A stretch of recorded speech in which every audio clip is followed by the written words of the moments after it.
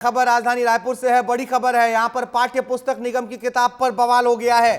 2024-25 के लिए छपी किताबें रद्दी के हवाले हो गई और अब पाठ्य पुस्तक निगम की किताबों पर बवाल हुआ है। सिलियारी की एक फैक्ट्री में लाखों रुपए की किताबें मिली थी। ये देखिए, ये उन्हीं रद्दी किताबों का अंबार है जिसको लेकर रायपुर के पूर्व विधायक विकास उपाध्याय ने छापेमार कार्रवाई की और उसके बाद जरूरत से ज्यादा बुक छापने का आरोप लगाते हुए इस मामले पर संज्ञान लेने की बात कही है। सिलियारी की एक फैक्ट्री में लाखों रुपए की किताबें इसी तरीके से रद्दी के तौर पर फेंकी दिखाई दी थी।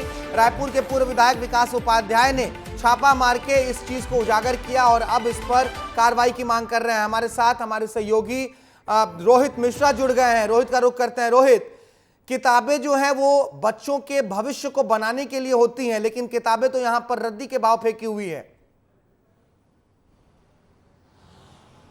बिल्कुल, जिस किताबों के माध्यम से बच्चों का भविष्य गढ़ना था वो किताबें अब रद्दी के भाव में एक फैक्ट्री में कबाड़ के रूप में पड़ी हुई हैं और उस किताबों को गलाने की प्रक्रिया जो है वो शुरू की गई थी कि ताकि जो किताबें हैं उनको डिस्पोज कर दिया जाए। और रायपुर के जो पूर्व विधायक है विकास उपाध्याय, वो भी सिलियारी स्थित जो एक फैक्ट्री है वहाँ पर पहुँचे। उन्होंने छापे मारा और छापे मारने के दौरान पर उनको कई तरह की किताबें, और सबसे बड़ी बात यह है कि ये किताब 2024-25 की है, यानी कि इसी शिक्षा सत्र की किताबें जो हैं वो फैक्ट्री में पड़ी हुई थी, जबकि इस किताबों को पाठ्य पुस्तक निगम में होना था। पाठ्य पुस्तक निगम के माध्यम से स्कूलों में सप्लाई किया जाना था। तो एक बड़ा मामला जो है वो देखने को मिला है। और सूरज, इस पे एक बड़ी बात यह है कि देखिए, जून जुलाई पे स्कूल का सत्र शुरू हो जाता है, तो जो पाठ्य पुस्तक निगम है वो उस किताबों को जो छपवाने का काम करता है वो दिसंबर के और जनवरी के महीने पे छपवाने का काम करता है। मार्च तक किताबें छप जाती हैं और बहुत अधिकतम समय लगता है तो अप्रैल तक का समय लगता है, जिससे बाद उसे यही मैं पूछ रहा था रोहित, तो क्या ये जानबूझकर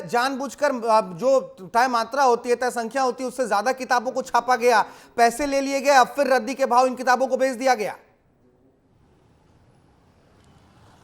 बिल्कुल, फिलहाल अभी इस पे पाठ्य पुस्तक निगम कोई भी अपनी स्पष्टता देता हुआ नजर नहीं आ रहा है कि ये किताबें क्या तय से ज़्यादा छप गई थी। छपने के बाद में क्या इनके पेपर में डिफॉल्ट, कई बार ऐसा भी होता है कि जिसके पेपर खराब रहते हैं या फिर किसी तरीके से उसमें मिस प्रिंटिंग हो जाती है, तो उसको जो है वो भी जो है अलग किया जाता था। शायद वो भी किताबें ये हो सकती है। कुल मिलाकर ये तब स्पष्ट होगा जब पाठ्य पुस्तक निगम अपना पक्ष रखेगा, लेकिन फिलहाल अभी घोटाले की आशंका बनी हुई है।